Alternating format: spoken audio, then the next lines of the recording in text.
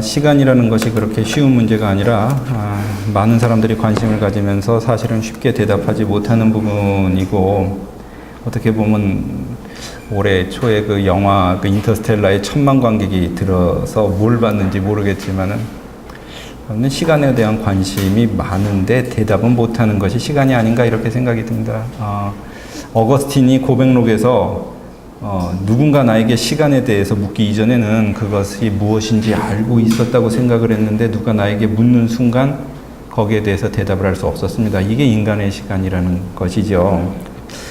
바르트는 참 시간에 관해서 굉장히 그 많은 논의를 갖다가 벌였고, 초기부터 시작을 해서 또 이제 그 화해론 뒤에 부분까지, 그 다음에 그 4의 그 3의 2의 그 성령의 은혜 가운데에서 재림을 기다리는 공동체에 이르기까지 아주 관통하는 부분으로 시간을 아주 핵심적인 주제로 다뤘던 것 같습니다. 그 중에 오늘 읽을 이 그 47, 그 패러그래프 47에서는 그 교회교 이야기에서 시간론을 다뤘던 것이 이것이 처음이 아니라 여러분들이 잘 아시겠지만 1의 2의 그 계시에 관한 그 글을 쓰면서 14 파라그래프에서 아주 자세하게 이미 시간에 대해서 다루었었죠. 그 다음에 이 47에서는 이제 인간론에 기반을 두고 시간을 갖다가 다시 다루게 됩니다. 그리고 여기에서 이제 끝나는 것이 아니라 이제 그 뒤에 그 화해론에서도 다시 중요한 이제 시간에 대한 부분을 갖다 이제 반복을 하고 있는데, 어떤 부분에 있어서는 굉장히 공통적인 부분이 있으면서 어떤 부분에서는 주제와 변주처럼 이제 그 발전을 시키는 부분이 있고요. 그 다음에 그 많은 부분에서는 14번에서 그 보여주었었던 그 파라그래프 14에서 보여주었던 부분하고 비슷한 개념을 전개하는 것 같으면서도 47에서는 나름대로의 그 시간론을 갖다가 분명하게 시간에 대한 개념뿐만 아니라 예수 시간의 주, 그 다음에 그 뒤에 이어지는 주어진 시간, 또 정해진 시간, 시작하는 시간, 마치는 시간, 그러니까 시작과 종결의 이 모든 부분을 갖다 다루면서 아주 정밀하게 그 전개해 나가면서 전체 시간에 대한 중요한 이제 그 초점을 갖다가 정해주는 것이 이제 바르트에게 나타난 요 항목에 있어서 중요한 이제 시간의 개념이라고 이제 보입니다. 잘 아시겠지만 바르트가 로마서 강해를 쓸 때부터 시간이 되신 영원, 그러니까 하나님이 영원이고 인간의 이 타락한 시간 가운데 하나님의 영원이 임하는 것이 어떤 것인가, 거기에 대해서 이제 다루기 시작을 하면서 초기부터 시간과 영원 사이의 관계를 많이 다뤘었죠. 근데 그 아무래도 로마서 강의에서는 아무래도 그 초월적인 영원 개념을 보다 더 강조를 시키면서 세상에 대해서 이 시간, 세상의 시간에 다가오는 이 영원이 탄젠트 곡선처럼 치고 지나가는 어떤 그 개념으로 얘기한다든지 아니면 위기와 심판의 개념으로 얘기를 한다든지 하면서 보다 조금 더 이 판에서는 초월적인 개념을 강조했던 데 비해서 이 부분 그 14 패러그래프에서는 보다 우리를 위해서 성육신 하신 하나님의 시간이라는 개념으로 조금 더 하나님의 시간과 우리의 시간을 대비시키면서 정밀하게 이제 좀 전개를 했었죠. 창조된 시간과 타락한 시간, 그리고 계시의 시간이라는 이 세 가지의 그 커다란 이 카테고리에 집어넣으면서 우리의 타락한 시간은 온전한 시간이 아니고 하나님의 시간만이 참된 시간인데, 계시의 시간이라는 것은 결국 하나님이 육신이 되시고 성육신 하셔서 형성된 참된 시간이 우리에게 가능해지는 이러한 새로운 시간의 가능성에 대해서 얘기를 해주면서 14 파라그래프를 정리를 했었습니다. 오늘 이제 그 47 파라그래프 그의 시간 속에 있는 인간인데요. Mensch in seiner Zeit. 이 부분에서 바르트는 예수님이 시간의 주이시고, 그리고 그 인간의 시간의 시점과 종점을 예수님 안에서 찾고, 또 그리고 이 예수님에 대해서 그 계약 신학에 기반을 두고 그 창조론의 처음 부분에 계약은 그 계약과 이제 그 창조의 내적 외적 관계라는 것을 이제 중심으로 이제 그 전개를 하는 가운데 예수님이야말로 시간의 그 시작일 뿐만 아니라 모든 시간의 시작이고 종점이고 목표라고 하는 것을 갖다 분명하게 만들면서 이제 그 나머지 모든 그 시간의 부분을 아우르는 굉장히 그 중요한 이제 그 시간의 틀을 갖다 이제 제공하는 부분이 바로 이제 그 47 부분이 됩니다. 근데 이 47의 그의 시간 속의 인간의 오늘 우리가 다룰 부분은 특별히 굉장히 양이 많기 때문에 앞부분에 1번 예수 시간의 주에 해당하는 부분을 다룰 텐데 이 예수 시간의 주 요 부분만 하더라도 거의 100페이지에 해당하는 굉장히 긴 부분이죠. 근데 여기에서 이제 바르트가 다루고 있는 그 시간론의 굉장히 중요한 이제 특징은 방금 전에 말씀하신 어떤 그런 이제 시간에 대한 기본적인 문제일 뿐만 아니라 그 다음에 시간의 주이신 예수 그리스도께서 우리에게 주시는 어떤 의미는 무엇인가. 그리고 바르트는 결국에는 가장 이제 중요하게 보고 있는 것이 예수 그리스도의 부활의 시간에 담겨 있는 이 어떤 목표, 이것을 이제 중심으로 보면서 부활 이후 승천 이전의 40일이라고 하는 것을 갖다가 굉장히 중요한 영원과 시간이 어울려 있는, 그리고 영원히 시간 속에 침투했다고 표현하면 뭐하지만 시간을 이제 취하고 시간을 이제 변형시키는 굉장히 중요한 이제 축으로 보면서 인간이 가지고 있는 과거, 현재, 미래라는 것이 우리가 가지고 있는 이 절대적인 시간의 좌표라는 것이 사실은 굉장히 부정확하고 덧없는 것이라는 것을 갖다 분명하게 얘기를 하면서 그러면서 이제 시간이 된 영원이라는 이제 중요한 이제 개념 가운데에서 예수 그리스도 안에서 새롭게 규정되는 시간의 변화까지 여기서 이제 좀 다뤄주게 되는 것이죠. 그래서 이 부분에 있어서 또 한 가지 재미있는 것은 이런 이제 시간의 부분에 대한 이야기만 하는 것이 아니라 과연 이 예수 그리스도 안에서 거듭난 자, 부활의 은혜 가운데서 거듭난 자, 거듭난 공동체는 이 땅 가운데에서 어떤 삶을 살아갈 것인가, 그리고 어떤 공동체를 형성하고 여기에서 성령이 주시는 이 공동체의 삶이란 것은 어떤 것인가라는 커다란 이제 그림까지 그려나가는데, 이 부분은 나중에 보면은 4의 1의 화해론이나 4의 3, 4의 2, 4의 3의 1, 이 부분에서 나타나는 어떤 뒤에 부분에 굉장히 커다란 그림을 갖다가 그리기 위한 굉장히 중요한 기초 작업을 여기에서 이제 계약의 성취, 그 다음에 계약의 성취의 당사자로서의 인간들, 그리고 초청된 인간들, 그리고 그 인간들의 삶이라고 하는 부분까지 연결시키면서 구성을 하는 굉장히 중요한 구조적인 작업을 이 1장에서 하고 있다는 것을 우리가 보게 됩니다. 또 한 가지 이제 재미있는 것은 이것이 단지 어떤 의미를 가지고 있느냐, 단지 시간에 대해서 이해하고 시간에 대한 인식적인 지평을 넓히는 데 있느냐라는 그런 이제 인간 중심적인 인식론적인 차원에 있는 것이 아니라 바르트에게 있어서는 예수 그리스도의 죽음과 부활이라는 것이 변함없는 역사적인 현실이며 굉장히 중요한 이제 정초이면서 인간의 인식적인 차원이 아니라 굉장히 모든 것들을 갖다가 규정하는 근본적인 시간으로 이제 다뤄지면서 인간이 하나님이 주시는 시간의 은혜 가운데에 있을 때 온전한 희망에 대해서 얘기를 하면서 종말을 지향하는, 그리고 그 종말의 능력으로 살아가는 백성들의 모습으로 이끌어 갈 수 있다. 이 부분까지 이제 다루는 것이죠.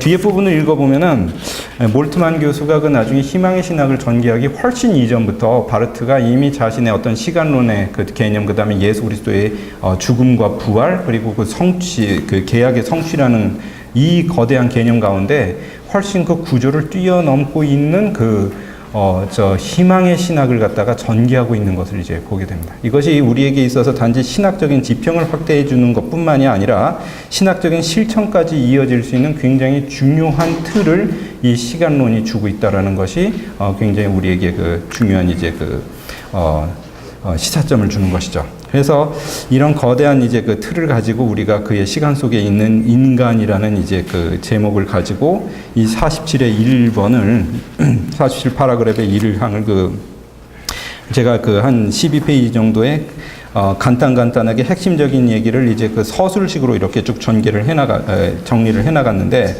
급하게 이제 번역이 된 부분도 있고 해가지고 좀 거친 부분도 있겠지만은 여러분들이 중요한 내용을 보시면서 이제 전체적으로 한번 훑어보시고 바르트가 얘기하는 시간, 영혼과 시간의 관계는 무엇이고 이 사람 어떻게 이 부분에 대해서 아주 역동적인, 그러니까 아주 굉장히 나중에 보면 드라마틱하고 역동적인 영혼과 시간의 이제 뭐랄까, 이게 참 표현하기가 어려운데 상호 침투라고 할 수도 있고, 상호 침투라고 하기에는 뭐한 게, 이건 사실은 하나님의 초월, 하나님의 영혼이 시간을 취하고 시간을 압도하고 시간을 갖다 변화시키는 굉장히 중요한 이제 그 액티브한 부분을 가지고 이제 보여주기 때문에 사뭇 침투란 표현으로는 참 형용이 안 되는 하나님의 하염없는 은혜의 시간이라고 하는 부분을 갖다가 우리가 이제 조금 볼 수 있을 텐데, 이런 부분을 갖다가 살펴보면서 이제 조금 한번 이 내용들을 보도록 하겠습니다. 47. 일단 그 명제를 한번 읽어보겠는데, 이 명제는 1번에만 해당되는 것이 아니라 전체 그 5가지로 이제 그 나눠가지고 이 부분을 설명하고 있는 바르트의 그 시간에 대한 부분을 아울러가지고 이제 설명을 하는 부분이기 때문에 굉장히 압축적이면서 그러면서 이제 요것만 읽어보기에는 뒤에 부분의 내용이 상당히 이제 좀 커져 있다라는 것을 이제 보게 되는데, 그래도 한번 읽어보겠습니다. 인간은 그의 과거, 현재, 그리고 미래의 삶이라는 그에게 주어진 시한 속에 있다. 또 기한이라고 할 수도 있죠. 프리스트라는 말, 독일 사람들이 쓰는 표현인데요. 그 앞에 있었고 그의 뒤에 있게 되실 분, 말하자면 그의 존재의 경계, 한계를 지어주시는 분은 영원한 하나님, 그의 창조자 그리고 계약의 체결자이다. 계약의 당사자라고도 할 수 있지만, 사실은 이 바르트가 이 계약이라는 것이 굉장히 바르트 신학에 있어서 중요하면서 계약의 성취가 결국엔 예수 그리스도에게서 이루어지고 우리를 계약의 또 파트너로 불러주시기 때문에 이런 이제 그 동적인 역동적인 부분을 우리가 또 염두에 두고 이것을 이제 읽어보면은 이 명제를 이해할 수 있을 것 같습니다. 그의 존재의 경계를 지어주시는 분은 영원한 하나님, 그의 창조자, 계약의 체결자이다. 그분은 인간이 그의 시간 안에서 살도록 해주시는, 살아도 되도록 해주시는, 그렇죠. 살도록 해주시는 희망이시다. 하나님이 곧 우리에게 희망이 되시고, 또 예수님이 희망이 되시고, 예수님이 주시는 시간이 우리에게 희망이 되신다라는 걸 우리가 이제 보게 되는 것이죠. 간단히 보겠습니다. 들어가는 말에서 우리는 47 파라그래프에서 바르트가 창조론의 틀, 특히 인간론의 틀 안에서 시간에 대해서 다루는 것을 보게 됩니다. 그런데 바르트가 시간에 대해서 다룬 것은 시간이 되신 영혼이라는 주제를 다루었던 로마서 강해는 논외로 하고라도 교회학에서 이미 다루었다라는 것을 우리는 염두에 둬야 된다라는 것이죠. 여기서 논의된 시간론은 그 구조에 있어서 앞에서 논의된 시간론과 완전히 다른 것은 아닙니다. 그러나 훨씬 심화시키고 구조적인 탄탄함을 이제 제공하는 기반이 되는 것이죠. 여기서 바르트는 분명하게 시간의 핵심 구조는 예수 그리스도의 부활이라고 하는 주제를 부각시키고, 부활 이후 승천이라고 하는 40일이라는 주제에 대해서 굉장히 부각시키면서 다루고자 합니다. 이 장을 이해하기 위해서 여러분들이 몇 가지 좀 염두에 둘 만한 것은, 첫째, 교회학에서 다른 곳에서 전개된 시간론에 대한 논의와 어떤 관련을 맺고 있는가, 이런 거는 이제 조금 이따 한번 좀 살펴보도록 하고요. 두 번째, 바르트의 시간론은 인식론적 측면에서 논의되었던 많은 신학들, 불트만, 어거스틴, 하이데거 등의 사고와 어떻게 다른가. 바르트가 종종 그 얘기를 하지만 굉장히 다른 종류의 시간론, 다른 종류의 종말론, 또 시간 이해에 대해서 철저하게 비판을 많이 합니다. 불트만 같은 경우에는 아주 바르트가 많이 비판하는 경우죠. 왜냐하면 이제 불트만 같은 경우에는 그 엔트미톨로기지어론이라고 탈신화라는 개념을 중심으로 어떤 기독교 신앙의 진리를 지나치게 주관화시켜버리고 인간의 인식에다가 메어버렸다라고 하고, 말씀의 자유 그리고 말씀의 절대성이라고 하는 것을 훼손시켰다라고 하는 부분에 있어서 바르트가 상당히 많이 비판을 했는데, 이 사람이 얘기하는 종말과 시간이라는 부분에 있어서도 여기서 또 비판을 합니다. 또 바르트가 또 콘제크벤테 에스카톨로기라고 철저 종말론이라는 것이 가지고 있었던, 그 철저 종말론이라면 여러분들이 잘 아시겠지만 요하네스 바이스, 그 리츠의 사위였던 요하네스 바이스가 이제 전개를 했었던 이제 그 종말, 그 묵시문학적인 그 기반의 바탕을 두고 있는 종말론적인 형태죠. 그거 바르트가 아주 철저하게 비판을 합니다. 또 하나 바르트가 비판을 하는 시간 개념은 보통 사람들이 생각하는 크로노스한 시간 개념, 이것도 정당한 시간이 아니다. 과거, 현재, 미래로 이렇게 쭉 흘러가는 거. 이것을 과연 우리가 과거, 현재, 미래로 흘러가는 시간 개념을 가지고 생각하는 것은 보통 사람들에게 익숙한 것이지만, 이것이 과연 절대적인 시간인가? 그것을 누가 절대적이라고 얘기할 수 있는가? 라는 것에 대해서 질문을 갖다 이제 제기를 하게 되면 사실은 사람들이 절대 진리가 아닌 것에 절대적인 표준을 줄 수 있는 희한한 딜레마에 빠져 있다는 것을 이제 볼 수가 있다는 것이죠. 이래서 그 바르트는 물론 어거스틴 같은 경우는 시간과 영혼을 다룬 적도 있지만은 이런 많은 시간에 대한 다른 논의들을 갖다 비판하면서 시간은 철저하게 예수 그리스도, 우리에게 성육신이 되시고 또 하나님의 계약의 성취이신 예수 그리스도의 기반을 둘 때에만 온전하게 이해할 수 있다는 것을 분명하게 하는 것이 이분의 이제 특징이죠.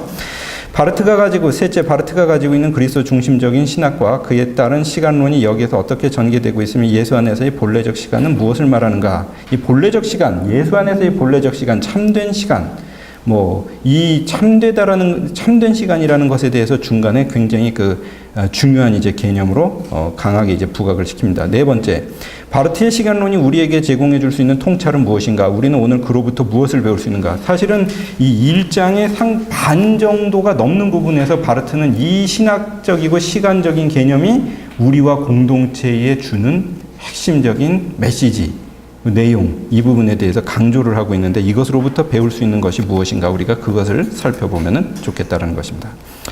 자, 그래서 이제 내용 1번 예수 시간의 주에 대해서 이제 조금 들어가 보겠습니다.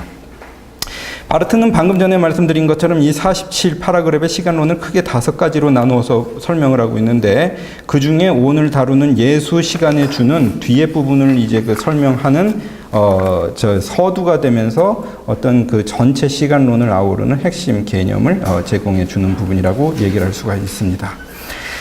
일단 제가 그거를 내용을 갖다가 작은 이제 숫자들을 중심으로 이렇게 쭉 전개를 해놨었는데요. 여러분들한테 하고 이 부분을 이제 보면서 간단하게 내용을 좀 정리해 볼 수 있도록 하겠습니다. 첫째, 신학적 인간론의 문제로서의 시간론이죠.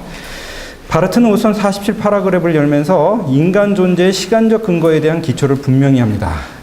인간은 죄로 인해서 자기의 본성을 제대로 이해할 수 없기 때문에 그리스도 안에서의 새 창조의 존재로서만 자기의 본질을 올바로 이해할 수 있게 된다라고 얘기를 하면서 이러한 인간 이해의 본질을 다루고 있는 부분이 곧 자기 자신 안에 있는 자기 시간 안에 있는 인간을 다루는 부분이죠.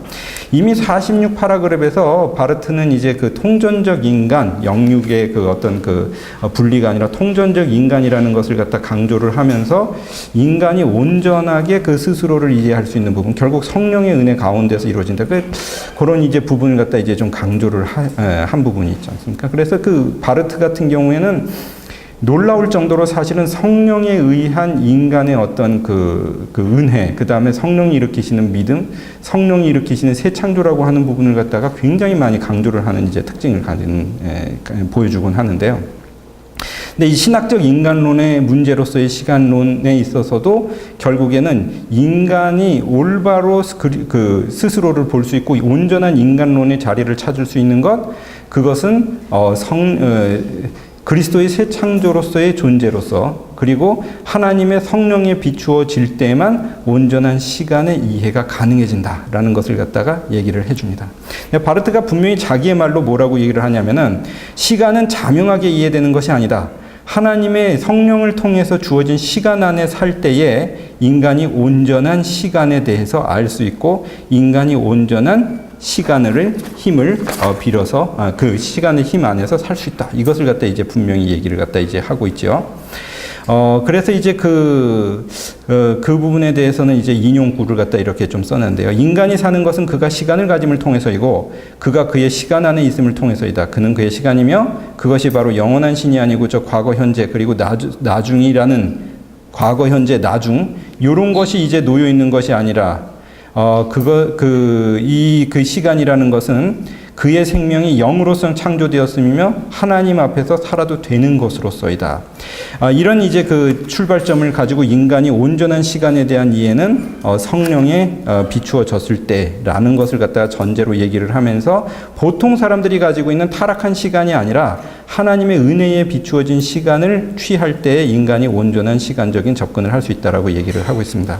근데 여기에서 이제 바르트에게 있어서 재미있는 한 가지 이제 특징은요. 그렇게 하면서 이제 신학적 인간론에 입각해서 시간을 다루어 나가는데 그 시간을 철저하게 기독론과 창조론의 통합을 통해서 시간을 재정의해내고 있다는 것이죠. 바르트는 두 가지를 갖다가 분명하게 얘기를 하고 있는데 일단은 첫째, 시간론은 다른 피조물들에게까지 논의를 확대시키는 것이 아니라 인간론의 문제이다. 둘째, 철저하게 기독론적인 논의에 정초를 하고 시간에 대해서 얘기를 할 수 있다. 시간은 인간 예수에 대해서 그의 시간 안에서 그로부터 나와서 다루어진다라는 것을 갖다가 분명히 얘기를 하고 있는 것이죠. 그리고 방금 전에 말씀드린 것처럼 이 기독론은 이 단지 기독론으로만 다뤄지는 것이 아니라 이 삶을 시작하면서 이 창조론을 시작을 할 때에 예수 그리스도에게서 성취된 계약, 그리고 계약의 그 내적 근거, 그 창조의 내적 근거로서의 계약, 창조의 그 다음에 계약의 외적 근거로서의 창조라고 하고 있는 요 거대한 틀 가운데에 말하자면은 이 예수 그리스도가 그 계약의 성취라고 하고 하는 이 중요한 이제 그 틀 가운데에 창조론과 결부된 기독론으로서 이 시간을 갖다가 이해하는 것이 바르텍에 있어서 중요한 이제 틀이 되는 것이죠. 두 번째, 시간의 주 예수 그리스도에 대해서 이제 조금 보겠습니다. 다음으로 우리가 살펴본 것은 바르트는 시간론의 핵심을 그리스도론적으로 다루고 있다는 것입니다. 참된 시간은 예수 안에서만 찾을 수 있습니다. 예수는 시간 속에서 사셨습니다. 인간에 대한 하나님의 대표자로서 그리고 하나님에 대한 인간의 대표자로서 살았고 심판자로서 사신 것입니다. 말하자면 예수 시간의 주 이 그리스도론적인 우리 앞에 놓여있는 시도의 근본적인 장애부자는 결과를 지칭하는데 인간 예수는 그의 시간 안에 그의 삶의 시간 안에 있으며 그가 그리고 모든 인간이 사용하는 시간 안에 있으며 인간으로서 살 수 있기 위해서입니다. 여기서 이제 바르트가 중요한 얘기를 하는데 예수님은 인간이 된 하나님으로 참 인간으로서 우리 가운데서 사셨고 또 하나님을 대표하는 인간으로 우리 앞에 사셨을 뿐만 아니라 우리를 대표하는 하나님으로 우리 가운데서 이제 있었기 때문에 이 예수님을 통해서 시간이 규정될 때 온전한 시간의 규정이 다시 이루어질 수 있다라는 것을 갖다가 분명하게 얘기를 하고 있는 것이죠. 예수는 하나님과 인간을 위해서 살았기 때문에 예수님의 시간은 모든 사람들에 대해서 동시적인 시간이며 하나님은 하나님의 시간, 과거, 현재, 미래가 함께하는 영원성의 시간의 특성을 갖고 있습니다. 예수님의 시간은 그가 가지고 계시는 시간에 대한 주권을 통해서 모든 사람들의 시간이 되었으며 이러한 시간은 하나님의 본질적 자기 정립에 의해서 이루어지는 것이며 어떤 원칙에 따라서 지배되는 것이 아닙니다. 언제나 이것이 이루어지는 것은 그것은 그의 시간 안에 내려진 결정이며 그건 모두를 해당하는 그리고 포괄하는 것은 그 모두를 위한 시간의 질문은 신에 대한 그들 모두의 질문에 대답하는 그의 삶의 내용이다. 쉽게 얘기해가지고 잘 아시겠지만 항상 이제 영원이라고 하는 거 이제 1-1에 보면은 이제 삼위일체론 얘기하면서 바르트가 보에티우스를 갖다가 조금 인용을 하는데 중세에 보에티우스가 생각을 했었던 어떤 시간관이라는 건 이런 게 있었지 않습니까? 보에티우스는. 그러니까 과연 하나님한테 과거, 현재, 미래라는 것이 있는가? 그러면은 이거는 사실 인간의 시간이라는 거죠. 하나님에게 있어서는 사실은 보에티우스가 생각을 했었던 건 말하자면 하나님이 만약에 중심에 있으면은 과거, 현재, 미래로 흐르는 이 모든 것들을 동시적으로 보고 계시는 시간을 뛰어나 계시는 분이라는 것이죠. 근데 요런 이제 시각 자체의 통찰은 사실은 굉장히 좀 재미있는 통찰인데 왜냐면 하나님이 영원이시고 하나님이 어떤 시간의 주인이시라고 하는 것은 인간이 가지고 있는 시간과 공간 형식에 구애받지 않는 초월자이시라는 것을 갖다 염두에 두고 얘기할 수 있는 것이기 때문이죠.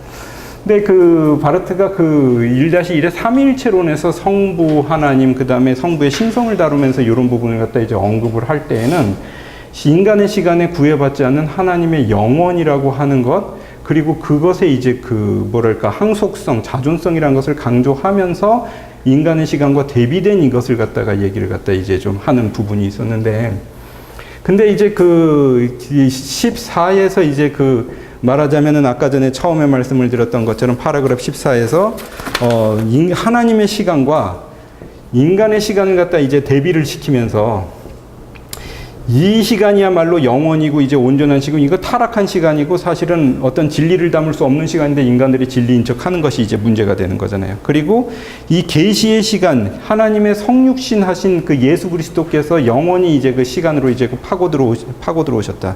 오셔서 여기에서 이제 참된 시간이 이제 말하자면은 이제 이루어지는 요것이 이제 계시의 시간이라는 걸 갖다가 얘기를 했었던 부분으로 이제 시간과 영혼의 문제를 갖다 이제 정리를 했었다면은 지금 여기에서도 결국에는 과거, 현재, 미래라고 하는 인간들이 가지고 있는 요 시간이 아니라 그러니까 요런 이제 크로노스한 요런 이제 시간 개념이 아니라 하나님이 가지고 계시는 시간에 대한 주권, 이 주권을 가지고 계시는 이것이 말하자면은 영원이라는 이름으로 이제 우리가 설명이 될 수 있다면 이 영원을 우리 가운데 가지고 오셔서 우리의 시간을, 이 잘못된 시간이란 이 타락하고 잘못되고 온전하지 못한 이 시간의 그 문제를 갖다가 철저하게 드러내 주시면서 참된 시간을 이제 가지고 오신 예수님께서는 말하자면 시간의 주님으로서 이것을 가지고 우리 가운데에서 오시고 우리 가운데에서 사셨고, 그리고 이 우리 가운데에서 그 같이 어울리시고 사신 그것을 통해 가지고 이미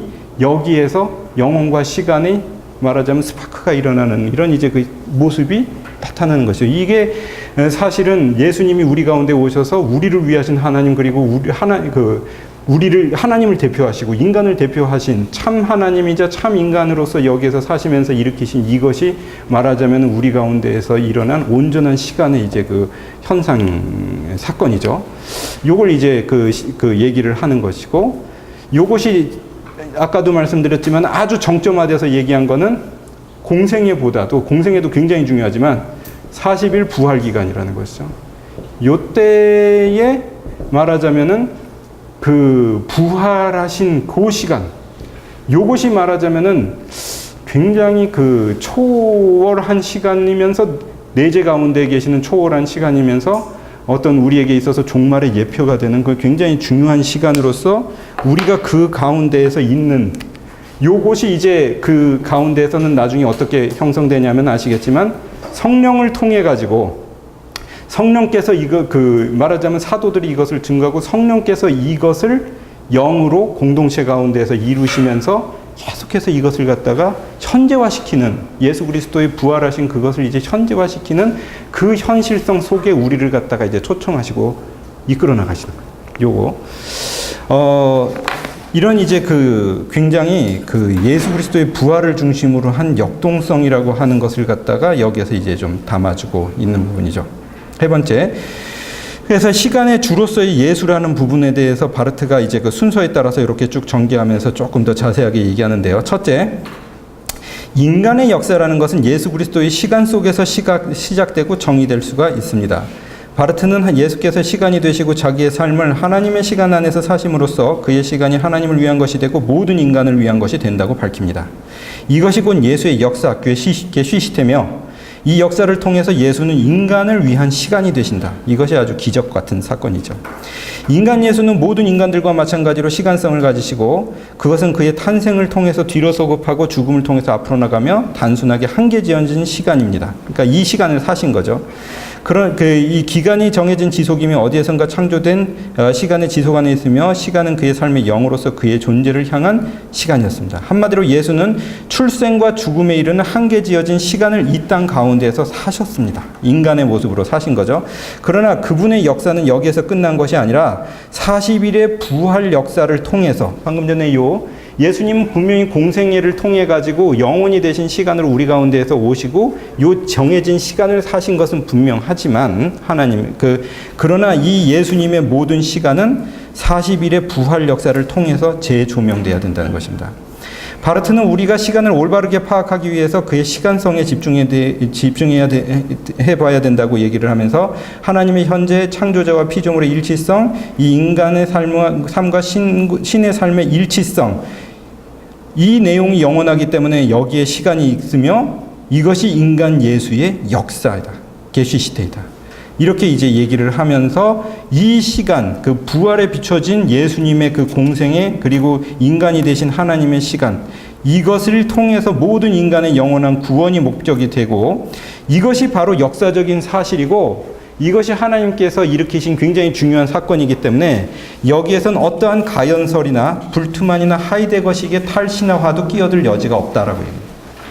놀라울 정도 바르트는 어떻게 보면 계시실증주의자라고 나중에 보네포가 얘기를 했던 적이 있지만 정당한 표현은 아니라고 생각이 드는데, 바르트는 놀라울 정도로 사실은 부활실증주의자입니다.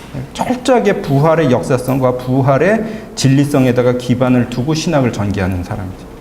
그렇기 때문에 이 부활을 중심으로 모든 시간과 모든 역사가 재규정돼야 된다는 것을 갖다가 강조를 하는 굉장히 중요한 시간적인 개념을 갖다가 여기에서 전개를 하고 있습니다. 그래서 4페이지 둘째, 바르트가 핵심으로 파악하는 것은 특히 부활입니다.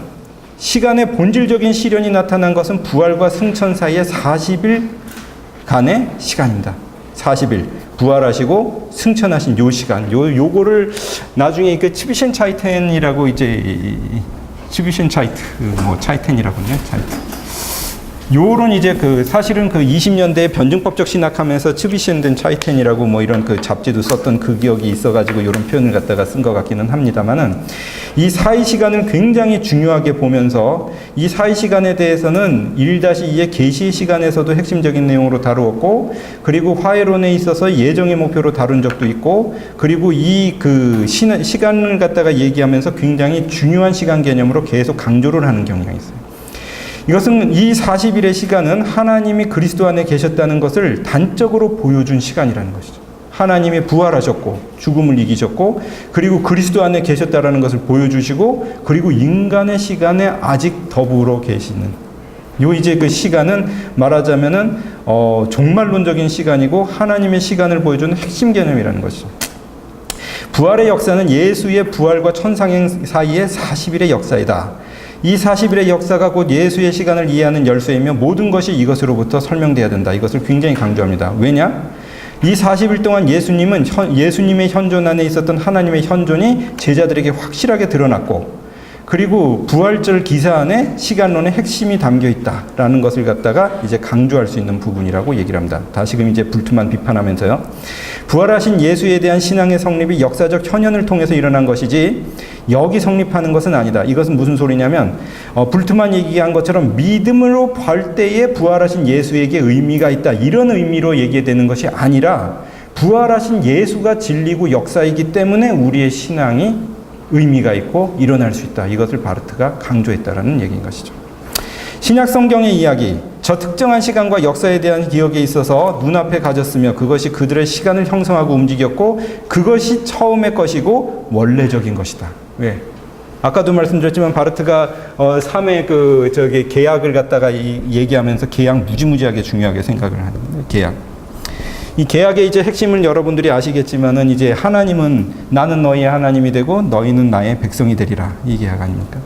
이 계약을 갖다가 사실은 이제 이 계약이 창조의 내적 근거가 되고 그 다음에 창조는 계약의 외적 근거가 되고 그런데 이 계약을 인간이 사실은 지킬 수 있는 계약이 아니죠. 인간은 죄 때문에 사실은 깨고 하나님의 그 무한한 자비를 갖다가 사랑을 갖다가 이제 그 교란하는 게 사실은 인간의 어떤 모습이었지만 계약을 성취하신 분이 예수님이시고 예수님의 성취가 결국에는 이제 목표고 그리고 그 계약의 성취를 하신 예수님이 결국에는 거기에 이제 부활이라는 핵심이 있는 거죠. 부활이라는 핵심. 요것이 이제 말하자면은 이제 그 모든 것의 이제 그 중심 개념이기 때문에 요것을 중심으로 모든 것들이 다시 설명이 돼 나가야 되는 그런 이제 특징을 가지고 있다라는 것입니다. 바르트는 그것이 처음의 것이고 원래적인 것이고 그에 대해서 원시 공동체가 눈길을 두었다라고 얘기를 갖다가 이제 적절하게 찾습니다. 여기서 더 나가서 바르트는 이 부활의 사건은 신비적인 세계관이나 신화라고 하는 것을 통해서 설명되는 것이 아니라 이것이 사실이라는 것을 분명하게 얘기를 합니다. 그리고 이 40일의 시간은 예수의 시간을 설명하는 프리즘과 같다. 이렇게 얘기를 하죠. 말하자면은 이 40일을 통해서 예수님의 모든 것들이 이제 다시 드러나야 된다는 것입니다. 이 40일이라는 것은 결국에는 하나님이 시간이 인간에게 침투라고 하는 것보다 취했다라고 아까 전에 제가 하는 게 더 바르트가 뒤에 그 표현을 쓰거든요. 내면하고 취하고 그리고 그것을 갖다 이제 변화시키는 거죠. 그 하나님의 시간과 인간의 시간이 이제 그 적절하게 이게 같이 이제 나타나는 거. 사실은 바르트가 이전에 다른 부분에서는 이제 뭘 얘기했냐면 결국에 이제 변화산 사건, 예수님께서 그 변화산에 올라가 가지고 변용된 사건. 제자들 앞에서 그 변용돼 가지고 모세와 엘리야와 같이 있었던 이 사건이 이제 말하자면은 어떤 그 하나님과 인간의 시간이 이제 그 같이 공존하는 그런 이제 사건을 보여준 것이며 그리고 요 뒤에 부분에서는 이 작은 글씨를 통해 가지고 많이 강조하는 것 가운데에 이 사도 바울에게 나타난 예수 그리스도의 현현.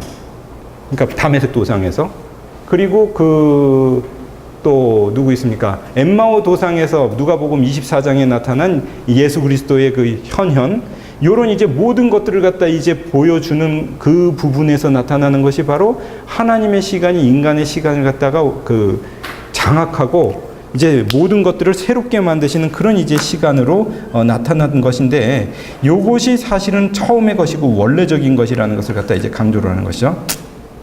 바르트는 부활의 사건은 쭉 얘기하면 간단히 넘어가겠습니다. 부활의 40일의 사건은 예수의 시간을 설명하는 프리즘과 같고, 여기에서 바로 역사와 시간이 말씀과 행위에 있어서 예수의 죽음이 다루어지고 있으며, 그리고 여기에서 다시 그가 있었고 계시고 올 것이라는 것이 보여지는 압축적인 시간이라고 얘기를 하는 거죠. 그러니까 여기에 이제 비춰져 가지고 예수님께서 공생에 행하신 모든 것들, 역사적 예수의 그 모든 것들이 기억 가운데에 성립하고, 그리고 이것을 중심으로 다시 오실 예수님에 대한 기대예요, 마퉁이라고 그러는. 그러니까 오히려 바르트는 과거, 현재, 미래가 아니라 부활을 중심으로 해서 어떤 이제 이것을 중심으로 하는 예수님의 공생에 대한 기억, 다시 오실 예수님에 대한 기대, 요것이 오히려 중요한 이제 축을 이룬다라는 것을 갖다가 계속 얘기를 갖다 이제 그 뒤에 부분에서 해주지 않습니까? 기억과 기대. 그래서 이제 요걸 이제 중심으로 해가지고 공생의 예수 그리스도, 그 다음에 오실 예수 그리스도에 대한 그 기대가 어울려져서 과거, 현재, 미래가 아니라 이것이 그 성령의 은혜 가운데 현재화되어 있는 이러한 시간의 압축의 렌즈가, 프리즘이 나타난 것이 바로 40일의 시간이라고 얘기합니다. 이 날들에 대한 기억은 분명합니다. 물론 예수님은 제자들 가운데서 참 인간으로 존재를 하셨고, 베레 호모로, 그러나 한편 예수님은 제자들 앞에서 하나님의 방식으로 존재를 하셨던 것이죠. 인간 예수는 이 날 가운데 분명하게 그들 가운데 하나님의 방식으로 계셨고, 그리고 예수님은 사도들의 부활절 신앙을 불러일으키셨고, 그래서 시간의 주님으로 나타나셨고, 이 시간 안에서 예수님의 인간 예수의 현재 안에서 그와 더불어 그들의 특별한 상황 안에서 일어나는 것은 제자들과 사이에, 비신자와 신자 사이에 이 결정이 내려지고, 그리고 그에 대해서 전체의 궁극적이고 정할 수 없는 신의 영원한 계시됨 그 자체가 일어난다라는 것을 얘기를 합니다. 더 나아가서 바르트는 시간이 되신 영원의 사건이 시간을 변화시키게 된다라는 것에 대해서 얘기를 합니다. 계시에 대한 특별한 기억 가운데에, 그리고 이 사람들은 증인으로 이제 서면서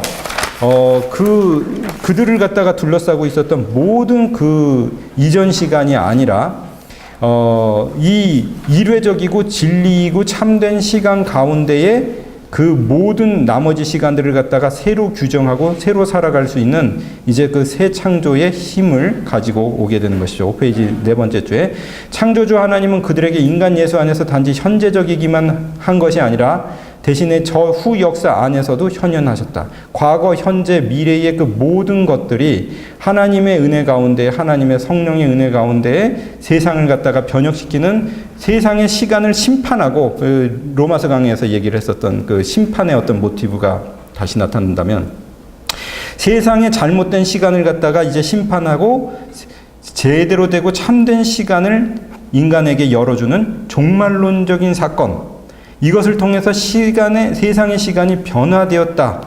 그리고 새로운 창조가 얘기가 될 수 있다라는 것을 갖다가 분명하게 바르트는 얘기를 해주고 있는 것이죠. 그래서 546쪽에 보면 부활절의 시간은 말하자면 단순하다. 그에게 앞서 있는 인간 예수의 삶과 죽음의 시간의 비밀의 계시의 시간이다. 다시 말해가지고 이 바르트의 전체적인 이야기를 갖다 통해가지고 우리가 이제 보는 것은 부활을 통하여 계약의 성취, 계약을 설립하고 관철시키고 완성시키기를 원하셨던 그 시간, 하나님이 행하시는 모든 창조의 목표가 되었던 그 시간, 이것이 참된 시간이라는 것을 드러내면서 나머지 모든 시간들을 이제 말하자면 새 창조의 은혜 가운데에서 새롭게 바꿔버릴 수 있는 그런 이제 참된 시간의 창조가 여기에서 이제 일어난다는 것이 바로 예수 안에서의 실제적인 시간이라는 것을 얘기를 하는 것이죠. 그래서 5페이지 중간쯤에 바르트는 예수 안에서의 시간이 실제적인 시간이라는 것을 얘기를 하면서 시간에 대해서 만약에 비판적인 입장을 말한다면 이것이죠. 예수 안에서의 시간만 실제적인 시간이고 참된 시간이고, 우리가 기존에 알고 있었던 모든 시간은 사실은 허상일 수 있었다는 거죠. 시간에 대해서 어떤 사실은 절대적인 시간 개념이라는 것도 사실은 없었던 것이고, 우리가 생각하는 크로노스의 시간도 사실은 절대적인 시간이 아니고 상대적이라는 것을 예수 안에서의 참된 시간은 그것을 밝혀주는 것입니다. 그래서 바르트는 여기에서 그의 시간을 다른 시간의 한가운데 있는 하나님의 시간, 영원한 시간, 신이 스스로를 우리를 위해서 취하신 시간. 그것을 그는 우리를 위해서 가지셨고 그것을 그는 바로 그와 더불어 모든 시간의 인간에게 선물하신 시간의 성취된 시간이라고 얘기를 갖다가 하면서 시간의 온전한 의미를 갖다가 얘기를 합니다. 조금 시간이 이제 좀 끌어진 것 같아가지고 조금 핵심적인 얘기를 갖다 이제 좀 하고 잠깐 좀 쉬었다가 계속 가는 것이 좋을 것 같은데요. 자, 6페이지 한 중간쯤에 보면은 이렇게 얘기하면서 바르트가 그 예수의 시간이 가지고 있는 특징에 대해서 이제 조금 얘기를 하는데, 예수의 시간이 가지고 있는 동시적이면서 초월적인 내용이 있다.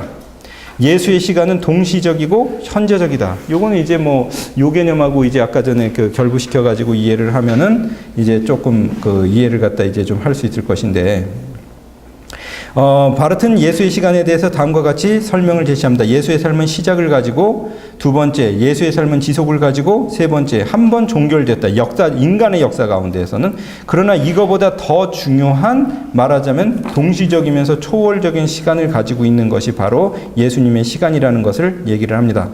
예수님의 어제, 오늘, 그리고 내일, 그것의 그 당시, 지금, 그리고 이후의 지향이 인간 예수의 원래성의 시간입니다. 부활의 시간 안에서 계시되었고, 그러한 것으로서 신의 시간은 영원한 시간이고 계약의 시간이고 위에 대한 안식일의 시간이며 구원의 시간이며 성취된 시간이고, 이것을 바르트는 아래와 같이 쭉 전개를 하는 것이죠. 그걸 이제 간단히 이제 보시고요. 맨 마지막에 그 밑에 있는 부분을 보겠습니다. 바르트가 생각하고 있는 것은 작은 글씨를 댄 주회를 통해 보여주고 있듯이 요한계시록 1장 8절을 통해서 설명되는 알파와 오메가로서의 초월자, 히브리서 13장 8절에서 말씀하고 있는 것 같은, 어제와 오늘이 똑같은 분이시며 미래에 있어서도 같은 분이신 그분이 예수님이시고, 예수님의 시간이, 그분이 갖고 있는 것이 예수님의 시간이시고, 그분은 우리에게 시작과 끝이고 우리의 시간을 초월하고 있는 영원이면서도, 그 다음이 중요한데, 그러면서도 시간 가운데 들어오셔서 시간을 취하시고 변화시키신 분이시고, 그러한 주님으로서 그분은 시간의 주님이시다. 이것이 이제 어쩌면은 이제 바르트에게 있어서 나타난 영혼과 시간과의 관계에 있어서 핵심적인 내용을 쭉 설명한 부분이라고 할 수 있을 것입니다. 예, 그 뒤에 그 부활의 시간에 담기는 과거, 현재, 미래의 의미부터 시작해서 공동체의 의미는 조금 이제 숨을 좀 돌리고 좀 살펴볼 수 있도록 하겠습니다. 뭐 10분 시작하기 전에도 그냥 간단히 좀 얘기를 드리면, 바르트가 그 교회교의학을 갖다가 이제 작성하면서 저술을 하면서 원래 계획을 할 때에 5권의 그 종말론을까지 쓰는 걸로 이렇게 원래 계획을 했다가, 종말론을 저술을 하지 못한 상태에서 이제 그 노년에 이제 접어들어 가지고 많은 사람들이 이제 무슨 질문을 했냐면은, 종말론을 과연 생애 기간에 쓰고 가실 수 있겠습니까? 뭐 이렇게 질문을 했는데, 4의 3권인가 이제 거기에 서문을 쓰면서 바르트가 무슨 얘기를 했냐면, 지금도 나한테 그런 질문을 묻는 사람들이 있는데, 사실은 그동안에 내가 종말론에서 정말 하고 싶었던 얘기는 다 했다. 그걸 이제 충분히 찾아낼 수 있을 거라고 생각을 하는데, 여전히 그런 질문을 자꾸 하는 거에 대해서 좀 당혹스럽다. 뭐 이런 얘기를 갖다 이제 서문에서 남긴 걸 이제 봤어요. 4의 3. 그래서 이제 바르트의 종말론의 어떤 핵심이 어디 있느냐.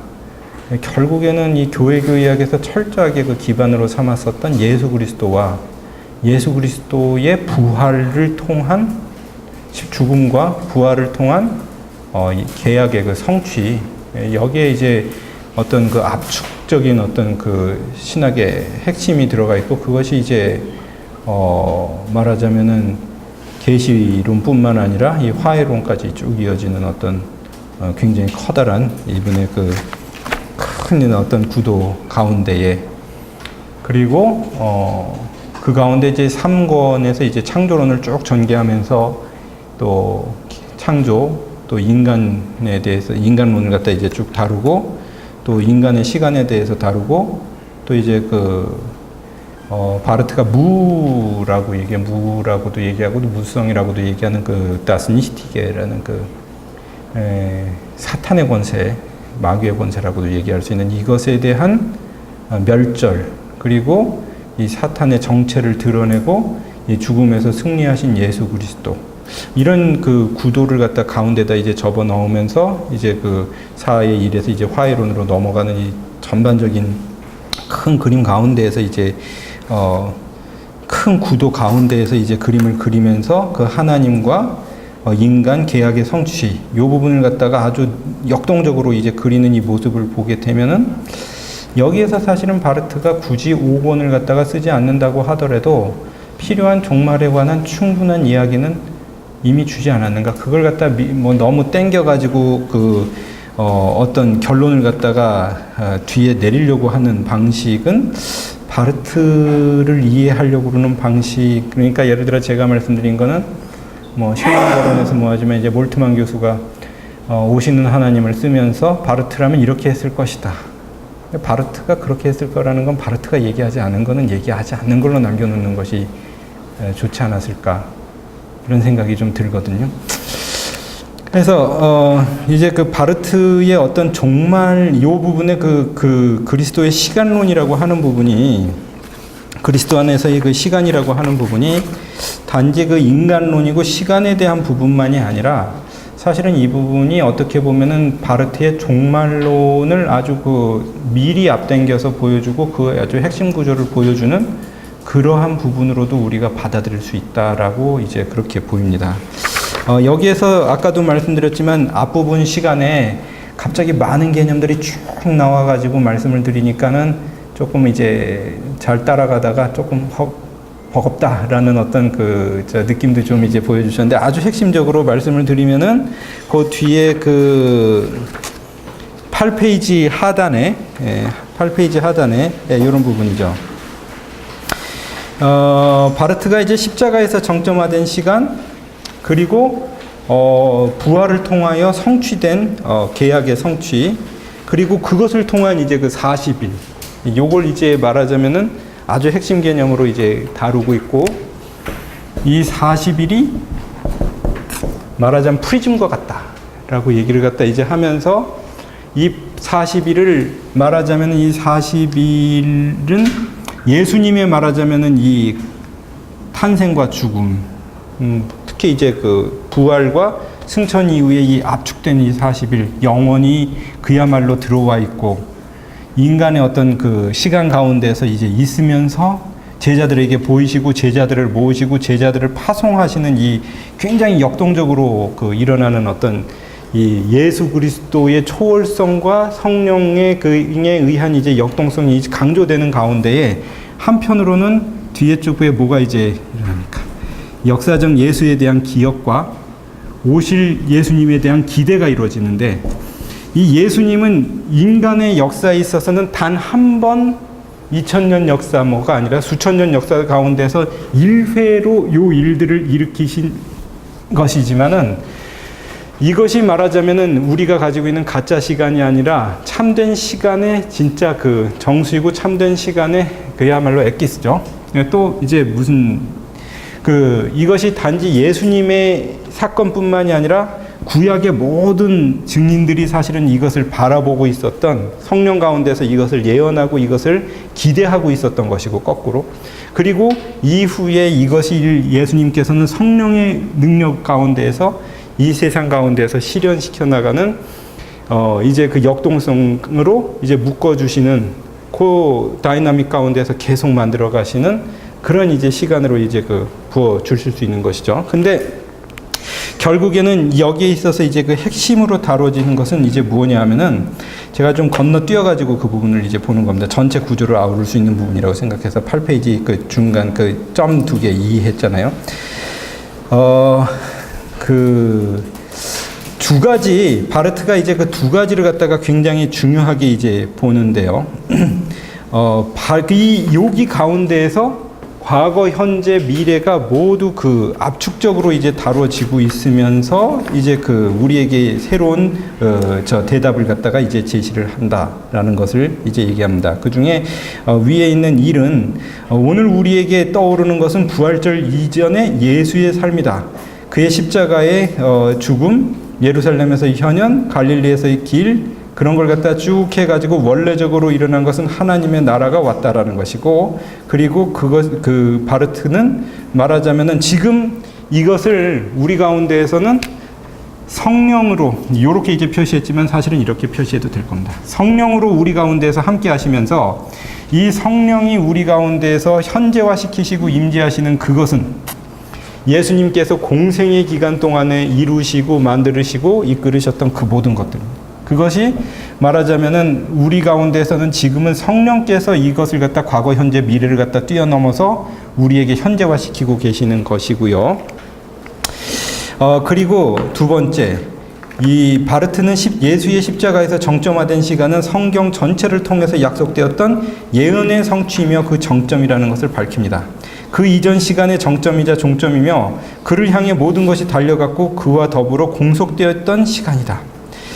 이 사건을 중심으로 그 이전에 예수가 없었다고 할 수도 없고 그 이후에 더 이상 없다고 얘기할 수도 없고 예수님은 객관적인 계시의 현실로 바르트의 용어를 빌면은 이걸 통해 가지고 단적으로 우리에게 주어졌지만은 이 시간을 또 주셨지만은 이것을 우리 가운데서 실현시키시는 분은 주관적 현실이신 성령의 은혜 가운데서 이것을 갖다 일으키시는 것이죠. 예수님의 이 사건, 죽음과 부활 그 다음에 승천의 요 사건을 말하자면은 예수 안에서 일어난 것은 하나님의 계약의 성취라고 얘기할 수 있고 바르트는 이를 계약의 현실성이라고 얘기를 하고 있는 것입니다. 전체 앞선 시간에 기대되었던 그 시간의 주님이시자 이 시간의 목표요 의미로 이것을 갖다가 이루고 계시고 그리고 그것을 갖다가 오늘날 철저하게 이제 말하자면은 실현시키시고 오늘 있는 우리도 더 이상 우리가 있는 시간이 아니라 성령이 묶어내시는 이 시간의 그 역동성 가운데에서 여기에 이 시간 안에 그대로 이제 들어가고 그리고 예수님을 현재화적으로 이제 만날 수 있는 것이죠. 이제 조금 더 본격적으로 보면 바르트에 따르면 이는 보다 근본적으로 하나님께서 주신 계약, 그의 바탕을 둔 창조 입각해서 이해될 수 있는 부분입니다.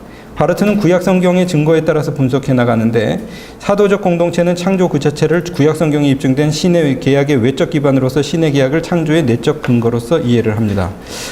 이것은 말하자면은 사변적인 것이 아니라 근본적으로 원 역사, 우어계시 시대, 원 시간에 대한 이야기다. 사변적인 이야기가 아니라는 것이죠. 구약성경에서 계약은 종말론적, 예언적, 구약성서적 영역 스스로의 성격을 나타내는 현실을 가지며 창조의 시간은 그의 시간이었고 창조와 계약은 구약성경에서도 참게 속해 있으며 계약에 실현되고 성취된 현실이 인간 예수 안에서 이루어졌다면 이미 창조의 시간이 그의 시간이었다고 얘기되는 것은 사변일 수 없다. 자, 이게 시간 여러분들이 조금 이제 아마 적지 않은 경우에는 이제 조금 벅차실 것 같아가지고 다시 이제 아까 전에 했던 얘기를 3-1에 창조의 역사는 사실은 계약사를 갖다 목표로 하는 하나님이 주인이 되시고 우리가 그의 백성이 된다라고 그러는 거죠. 결국에는 이 창조의 길은 이제 계약의 성취로 가는 길이고 이 계약의 성취를 말하자면 예수님께서 이제 시키시고 그리고 이 계약의 성취를 통해 가지고 인간을 갖다가 뭘로 받아들이느냐 하면은 파트너로 받아들이시죠. 근데 분데스게노세라고 이제 얘기를 하지만 계약의 이제 파트너로 받아들이시고 하나님의 계약 참여자가 되어서 하나님의 일을 동반하는 벗으로 이제 받아들이신다는 것이죠. 이것이 이제 결정적으로 일어난 것이 예수 그리스도의 부활과 그것에서 일어난 종말의 사건인데 이것을 향해서 모든 것이 이제 달려가고 있는 것이고요.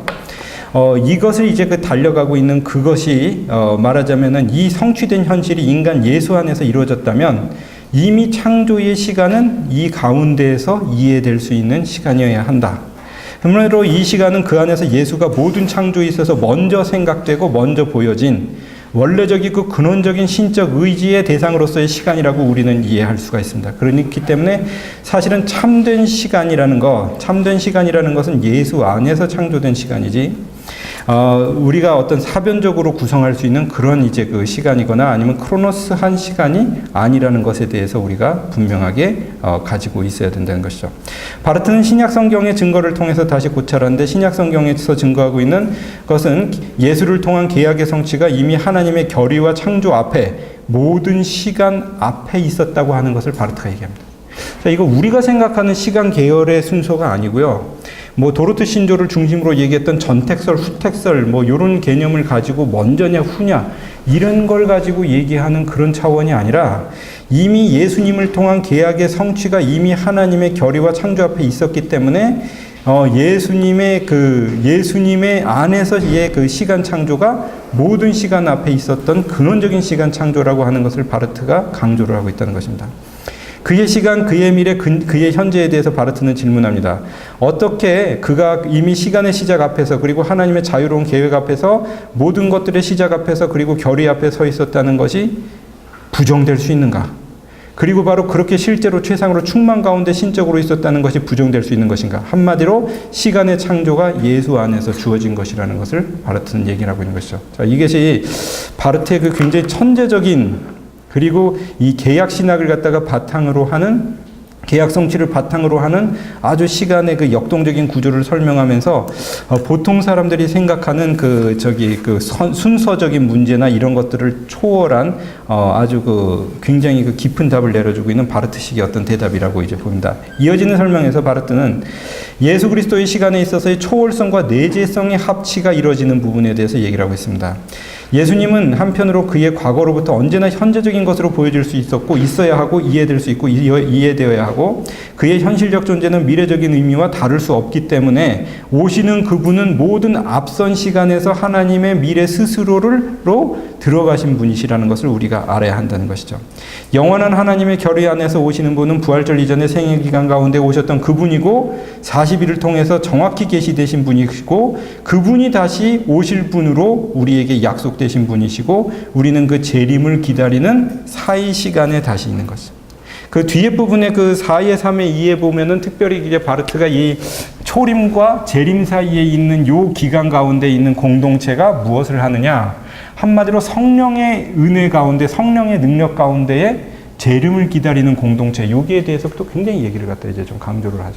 그 결국에는 요 얘기하고 요거를 예수 그리스도의 이 40일의 이 시간을 현재화시키는 성령의 능력하고 시간 공간을 뛰어넘어서 우리와 하나님을 이렇게 묶어주는 성령의 아주 그 성령의 역동적인 키워드가 없으면은 사실은 이 부분을 갖다 놓칠 수가 있는데 바르트를 보면 볼수록 놀라울 정도로 성령의 역동적인 이 그 현실, 그 주관적 현실일 뿐만 아니라 이런 아주 다이나믹한 현실들을 전개하는 부분들을 갖다 이제 좀 보게 되더라고요. 굉장히 성령의 신학자라는 부분에 있어서는 타의 그 추종을 갖다 이제 불허하는 이제 그런 이제 면이 있다라고 보입니다. 그래서 이제 그 영원한 하나님의 결의 안에서 오시는 그분이 40일을 통해서 계시된 분이고 그분은 그 전체의 충만과 신성 안에서 언제나 또한 오는 분의 현재로서 이해될 수 있어야 하고 그것이 바로 예수님의 역동적인 현재 그 안에서의 시간을 설명하는 것이죠. 바르트는 그래서 사도행전 1장 8절 그 성령의 그 말씀이잖아요. 사실은 사도행전 1장 8절 성령이 임하시면 그것과 같이 그 이하의 말씀을 요약해서 나는 거기 있었던 자로 나는 있다. 예수님이 과연 현재화해서 우리 가운데에서 거하시고 그리고 이런 이제 얘기를 갖다 바르트가 쭉 전개하는 거는 그냥 사변적으로 시간론을 갖다가 이런 식으로 이해하라고 전개하는 게 아니라 이 성령께서 바로 오늘 우리 가운데서 현재하시며 예수님의 현재를 우리 가운데서 묶어주시는 그 성령의 현재로 예수님을 주로 고백하고 이 땅에서 살아갈 수 있는 사람들로 인도해 주신다는 것에 굉장히 중요한 신학적인 의미가 있다는 것이죠. 그것이 바로 예수 자신의 시간이라고 얘기할 수 있습니다. 이걸 중심으로 바르트가 과거, 현재, 미래를 다루면서 성령 안에 사실은 이 현재는 굉장히 성령 안에서의 현재라고 하는 것을 갖다 강조하면서 얘기를 합니다. 참된 인간이란 건 그러면 결국 무엇이냐? 앞에 부분에서 얘기했던 걸 이제 조금 더 얘기한다면 결국은 이 예수 그리스도가 주 되시는 성령의 주관적 현실 안에 있는 인간이 참된 인간일 수 있다라는 거죠. 이렇게 이제 볼 수가 있죠. 바르트는 미래의 문제를 다룹니다. 시간 안에서의 예수의 존재는 단지 현재에서의 존재만도 아닙니다. 과거에서의 존재만도 아니고 그리고 그분은 미래에서의 존재고 오고 있는 존재이며 사도들의 입장으로부터 얘기를 한다면 동일한 현실 안에서 그리고 첫 번째와 두 번째와 같이 그러니까 과거와 현재와 같이 세 번째도 진리인데 그는 오고 계시는 분이다. 독일어 에어컴트라고 했는데 뉘앙스상 오시고 계시는 분, 오실 분이라는 의미가 굉장히 강한 거죠. 그러면서 이제 바르트가 뒤에서 무슨 얘기했냐면 우리는 그렇기 때문에 오늘 있는 이 자리에서 성령의 주시는 그 은혜 가운데 예수님의 시간 안에서 뭘 고백합니까? 마라나타를 고백한다고 그랬죠. 마라나타. 예수 주여 오시옵소서. 오시는 분으로서. 바르트는 다시금 예수님의 오심이 동일한 실제 안에서 이루어지는 것이라는 것을 강조하고 시간의 세 차원에서 더한 것들 덜한 것도 없이 그는 오시는 분으로서 있으며 오셨던 분으로 있으며 현재인 분으로 있으며 기대 안에서 그리고 현재하는 것으로 주님과 같이 살아가도록 만드십니다. 여기에서 종말론과 구원론, 성령론이 함께 결부가 되어 있으면서 교회의 선포는 미래적이면서 과거적이면서 현재적이라는 것을 갖다 강조를 하고 있는 것이죠. 그것은 사도들이 증언하고 그들이 기대하고 희망했던 것보다 덜한 것이 아니라 우리나 예수의 살아있는 현재 주권 은총 아래에서 살아가며 그분의 현존이 삶의 영, 공동체의 설립과 파송 안에서 성령 안에서 오늘을 존재하시면서 살아가도록 이끄시는 현재화된 영이라는 것입니다. 그래서 이러한 의미에서 예수님의 오심과 그 시간은 철저하게 종말론적인 시간이라. 우리는 예수님의 오심 가운데 종말론적인 시간을 살고 있다는 거죠. 세상에 대해서. 위에서도 말했지만 그러한 이 종말론은 철저 종말론에서 얘기하는 철저 종말론이 아니고 모든 면에서 예수 안에서 말하고 생각하도록 만든다는 면에서 철저한 종말이고 그러한 시간이라고 얘기할 수 있는 것입니다. 그리고 예수님께서는 우리 가운데 오신 예수님은 기대되고 희망된 궁극적 심판자이고 성취자이고 새 창조자이시고 이 가운데 현재로 진입하셔서 모든 것들을 새롭게 만드시는 새 창조의 능력자로 우리에게 다가오신다는 거죠. 저는 이 부분 보면서 이제 조금 그 양념이지만 그 미샤엘 벨커 교수가 그 작년에 이게 그리스도론 하면서 성령 그리스도론, 영 그리스도론이라고 하는 부분을 갖다 얘기하면서 그리스도를 현재화시키는 어떤 그 성령의 역동성 과 그 제자 공동체라는 부분을 강조하는 말씀을 주신 적이 있는데 요 바르트의 요 시간론과 성령의 현재 안에서의 구도라는 부분하고 굉장히 같은 생각을 공유하고 있다라는 것을 이제 참 보는 것 같더라고요. 또한 인간의 삶에 대한 그리스도교적 희망, 그리스도인들의 삶의 자세에 대해서 이야기해주게 됩니다. 바르트는 4의 3의 2를 통해서 재림을 기다리는 성령 안에서의 공동체의 삶을 다루는 내용을 갖다가 얘기를 하면서 그것은 만일 그들이 희망에 대해서 얘기했다면 그것으로부터 그들 스스로를 계속해서 순수하게, 거룩하게, 궁극적으로 또한 세계에 침투하는 복음의 힘을 얘기할 수 있도록 하며 이것은 부활의 시간 안에서의 새로운 삶의 실현이다. 라고 얘기를 이제 하고 있습니다. 바르트는 이제 판넨베르크가 그 부활의 선취 개념을 다루기 훨씬 이전에 몰트만이 희망의 신학을 이야기 훨씬 이전에 그리스도의 시간에 정초를 둔 희망의 신학을 정립하고 전개했다라고 할 수 있는 것이죠. 그리고 바르트는 이제 조금 더 구체적으로 그를 하나님의 나라라고 하는 주제로 방향을 잡고 있습니다. 바르트 앞부분에서 무슨 얘기를 했냐면 이렇게 오신 예수 그리스도가 바로 우리에게 오신 하나님의 나라라고 하는 얘기를 하고 있습니다. 근데 이 나라는 우리에게 도래한 하나님의 나라는 발전의 성격을 갖는 것이 아니다. 요게 이제 바르트가 얘기하는 그 시간에 있어서 굉장히 중요한 이제 또 초점이라고 보이는데, 발전의 성격이 아니라 더 나은 것을 향해 달려가는 발전적인 의미로 이해될 수 있는 것이 아니라 모든 시간을 종결짓는 완전성 안에서 시간의 모든 내용들을 지속적으로 포괄하는 압도하는 미래가 완전히 다른 모든 피조물의 모든 그리스도교적 발전으로부터 완전히 독립된 방식으로 선호되고 임박해 있고 확실해지고 확실한 미래의 압도를 이야기하는 것이다. 이 미래의 압도라는 거, 요 표현은 바르트의 표현이거든요. 결국 이제 여기에서 바르트가 얘기하는 게 아까 전에 크로노스한 시간 개념에 대해서 비판한다. 과거, 현재, 미래로 가는 거 아니다. 근데 이 사실은 이제 요 개념은요, 두 가지를 조금 염두에 둬야 될 것 같은데, 그 계몽주의 이후에 그 기독교 신학에서 가지고 있는 중요한 시각 중에 하나가 발전 개념이라는 것이라도 그래요. 과거로부터 현재, 미래를 거쳐서 과거보다 현재보다 미래가 어떤 발전의 개념을 향해서 역사가 흘러간다. 요런 이제 개념을 가지고 이 발전의 동인이 무엇이냐라는 것에 대해서 많은 이야기를 했었던 것이 어떤 그 신학사의 얘기라고 하는데, 바르트는 예수의 시간은 인간이 생각할 수 있는 세계 내적인 발전의 개념으로 얘기가 될 수 있는 것이 아니라 초월적이고 압도하고 모든 것에 뛰어난 미래가 현재를 규정하는 이런 이제 미래의 압도가 바로 예수의 시간이다라는 것을 갖다가 얘기를 하는 거죠. 오실 그분, 심판과 완성, 창조의 시간에 상응하는 시간의 종결로서 시간의 주로서 오시며 그 오시는 분을 바라보면서 우리는 이 땅 가운데 있으면서 마라나타라고 얘기를 할 수가 있다라는 것이죠.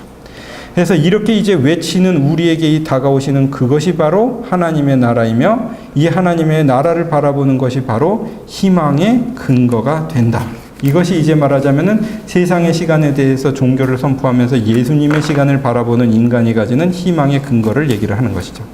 이 끝부분에서 이제 얘기하는 것이 예수의 시간과 제자 공동체의 길인데 이 부분에서 아까 전에 말씀을 드렸지만은 과연 이 40일의 시간 이것을 통하여서 보여주신 시간의 주이신 예수님 그리고 과거 현재 미래가 아니라 시간이 되신 영원 가운데 우리의 시간을 정복하시고 새 시간을 주시고 그 새 시간 가운데에 그 계약의 성취자로 나타나실 뿐만 아니라 예수님의 공생의 기간 동안에서 행하셨던 일을 우리로 하여금 기억하게 하시고 그 주님께서 승리자로 오실 걸 갖다가 기대하는 그러한 그 기대를 바라보고 있는 제자들은 오늘날 이것을 바라보면서 어떻게 살아야 될 것인가 그것에 대해서 이제 바르트가 뒤에 부분에서 굉장히 깊이 얘기를 하면서 부활의 계시가 바로 공동체의 근거였었고 그리고 그리스도교 공동체는 바로 이 희망 속에서의 모임 가운데에서 모임으로서 살아가며 부활하신 분을 바라보면서 살아가면서 이 사이 시간 가운데에서 살면서 재림의 파루시아를 선취하며 이 땅 가운데에서의 새로운 삶을 이끌어 나갈 수 있어야 된다라는 것에 대해서 이제 굉장히 마치 그 뒤에 그 60년대 이후에 그 많은 신학자들 뭐 몰트만이라든지 아니면은 뭐 정치 신학을 하든 공적 신학을 하든 이런 사람들이 강조했던 것 이상으로 굉장히 그 특별한 강조를 두면서 얘기를 하고 있는데 요 내용들은 실제로 나중에 그 성령의 그 은혜 가운데 재림을 기다리는 공동체를 다룬 그 화해론 쪽에서 다시 반복이 돼요. 다시금 예수 그리스도의 중심의 시간적 정초로 이 부분은 이제 전체를 갖다가 이제 결론을 짓는 부분인데 이 부분은 사실은 어려운 내용은 없고요. 여러분들이 이제 보시면은 이제 아시겠지만은 성도들에게 과연 이것이 어떤 의미가 있을 것인가를 갖다 이제 조금 강조를 하면서 얘기를 합니다. 이 부분에서 바르트는 좀 그 특별히 종말의 그 시간 얘기 나오면은 종말 얘기가 나오는 거죠. 이 예수님의 시간 이것이 결국에 종말이죠. 우리에게 오신 그것이 바로 종말이죠. 영원히 시간이 되신 것이 바로 종말이라고 할 수 있는데 종말이라는 것은 예수 그리스도 한 분뿐이라는 것을 이 부분에서 바르트가 좀 강조를 합니다. 정확히 취한다면 어떠한 마지막 일도 없고 마지막 그분 이외에 어떠한 마지막 것들도 없다. 우리에게 오신 그분이 바로 우리에게 이제 종말이 된다라는 것이죠. 그리고 여기에서 어제의 예수에 대한 기억 안에서 오늘에 대한 의식 안에서 그리고 그 기대 안에서 살아가는 백성들 뭐 이런 부분에 대해서 이제 강조를 하면서 중간 부분에서 오늘의 현실을 살아가는 공동체는 부활하신 예수와 더불어 무엇을 해야 되는가?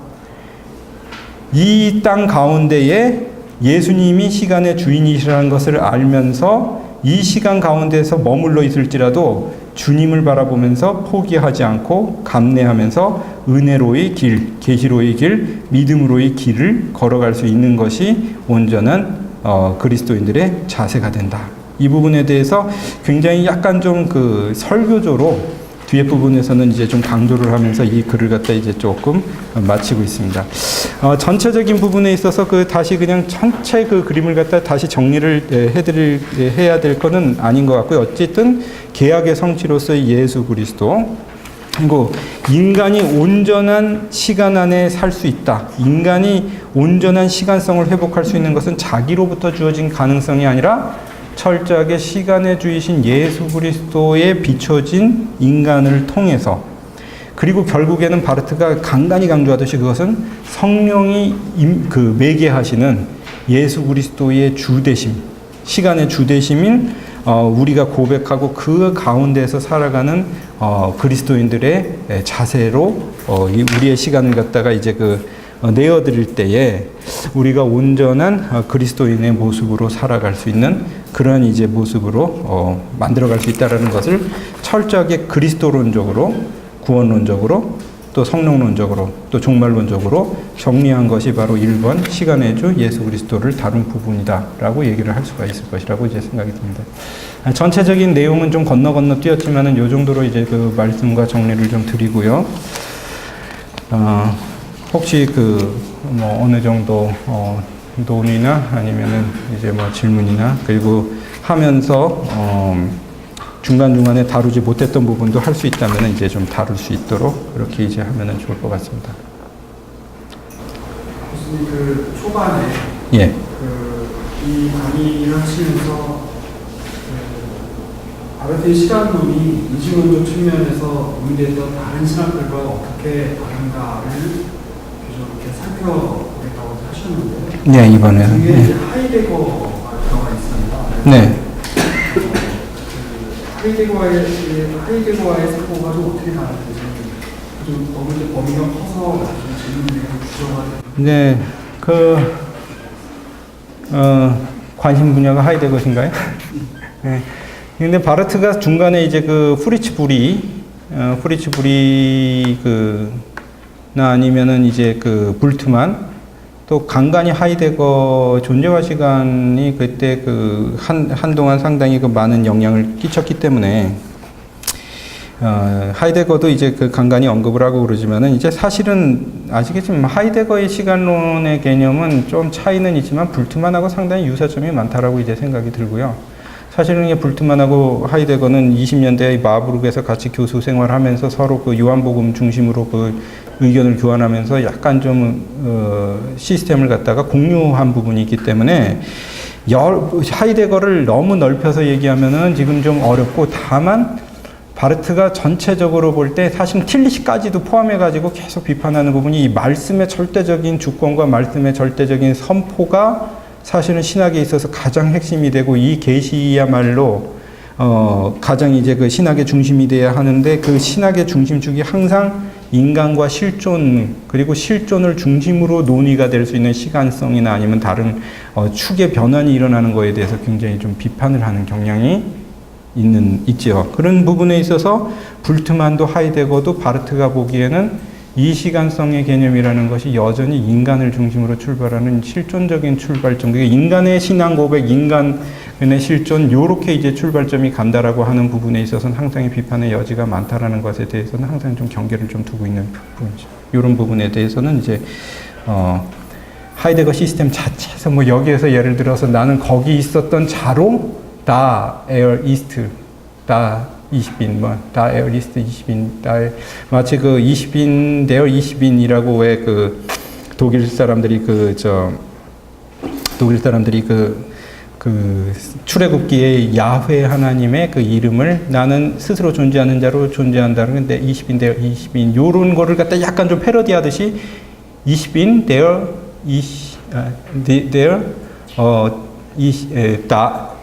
다 있으면 좀 찾아봐야 되겠네. 그러니까 다자인이라는 표현을 갖다 조금 바꿔가지고 나는 거기 현존했던 자로 있었다. 그 부분을 갖다 요 부분에서는 굉장히 좀 강조를 몇 번을 나오더라고요. 여기 요 패러그래프에서 왜 나왔느냐? 그러니까 예수님은 시간과 공간을 구체적으로 가지고 있었던 현존하시는 분으로 이 땅 가운데 계셨다. 그런데 계셨던 역사적인 예수께서는 시간의 원래의 원시간이셨고 시간을 취하셨고 시간을 정복하시죠. 그러니까 초점이 다자인이라고 하는 것에서 실존적인 출발점이 아니라 철저하게 예수님이 시간의 주인이신 것을 갖다 이제 중심으로 놓고 전개를 한다는 면에 있어서 양쪽의 방향이 완전히 다르다라는 거, 요걸 이제 염두에 두면 좀 될 것 같습니다. 네, 시간론을 이렇게 이제 조금 쭉 보시니까 어떠신가요? 이 시간론의 어떤 성격이? 뒤에 부분은 조금 수긍이 가고, 어느 부분에 있어서는 납득이 가고, 어느 부분에 있어서는 좀 개념이 좀 어렵고, 이런 부분도 좀 있으실 거라고 이제 좀 생각이 들고, 그러나 바르트가 쓰는 이 독특한 구조와 논리들이 조금만 더 들여다보면 생소한 것들은 아니고요.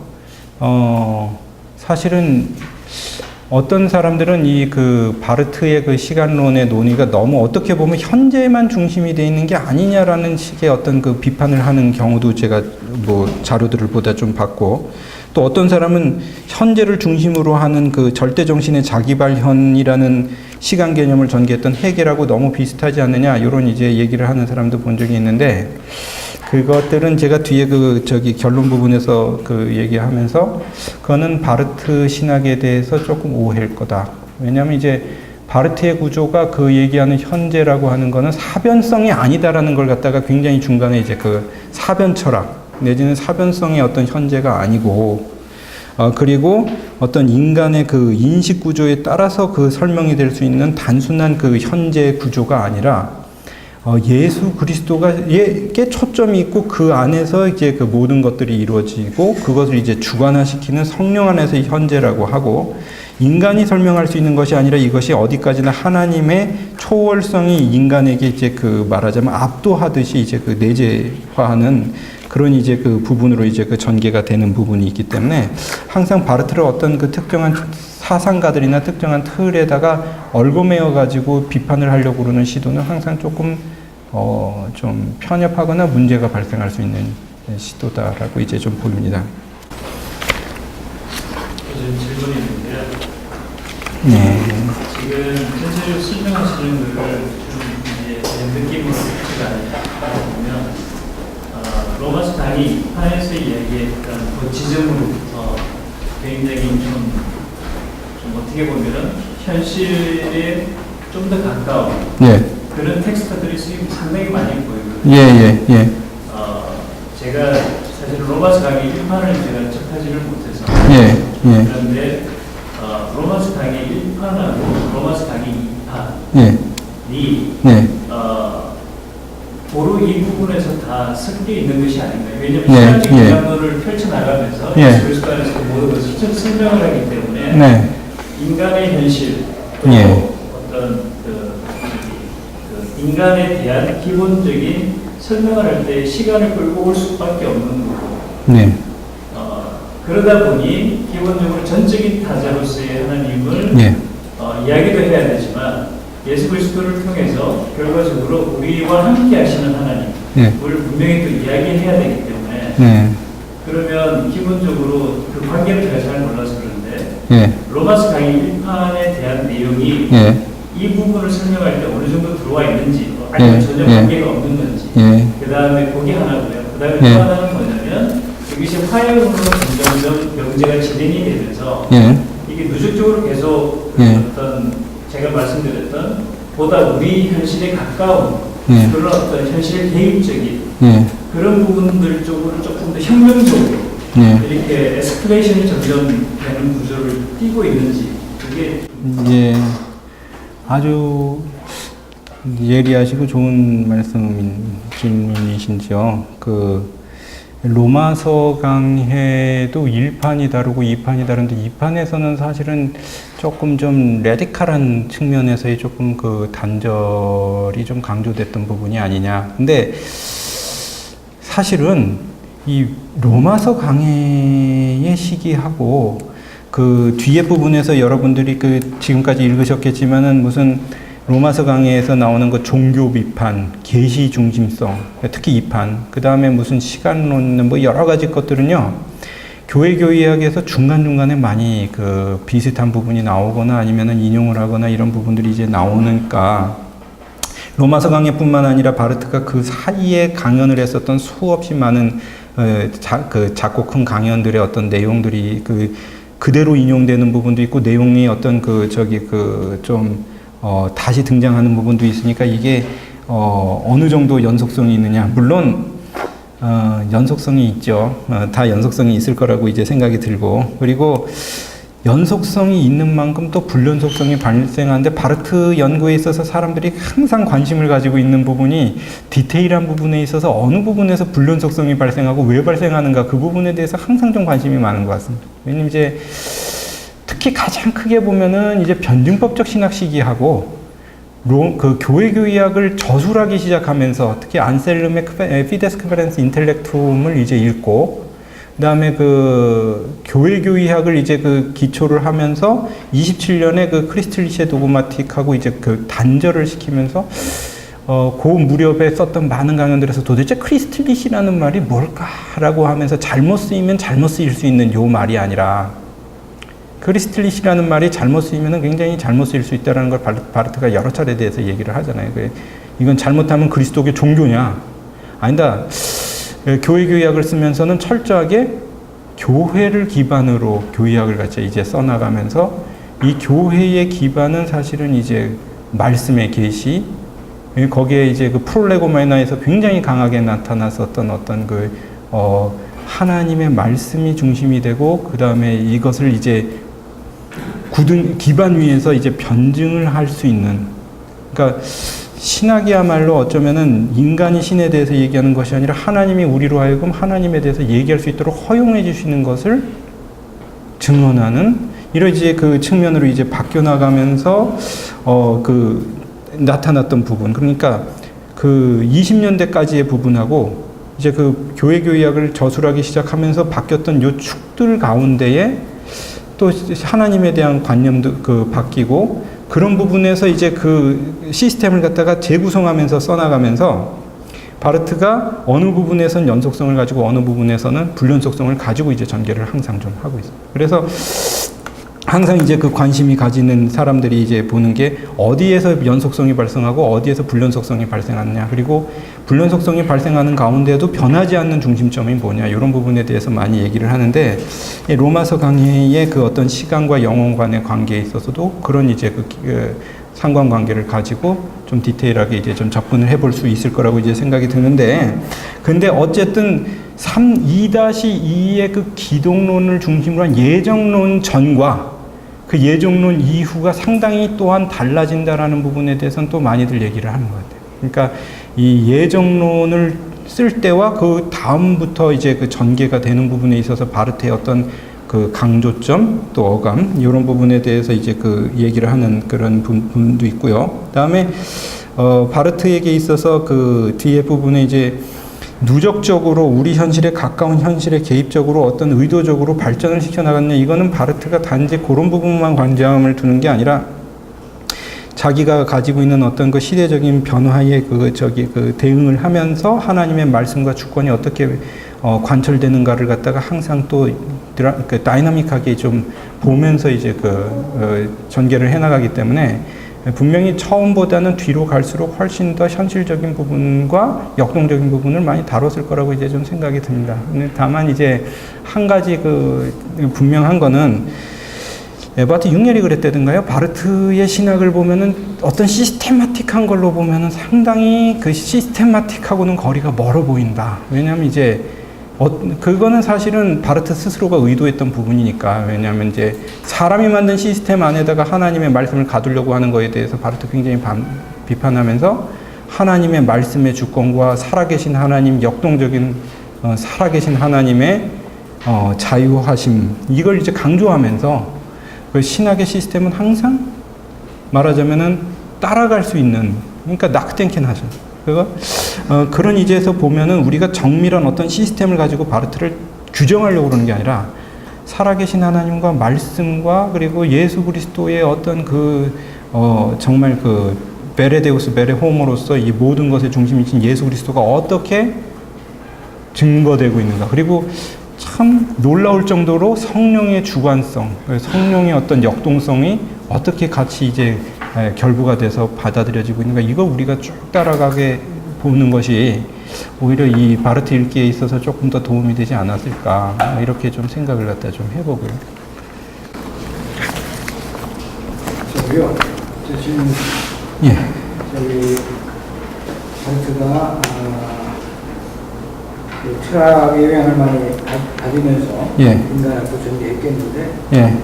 예를 들면 킬트라든가, 칸트라든가, 또 마틴 부버라든가 이런 분들의 사상도 많이 이제 받아서 자기 인간론에도 이렇게 반응했겠는데, 그런 그 철학자들이 되게 어떤 사람들이라고 말할 수 있나요?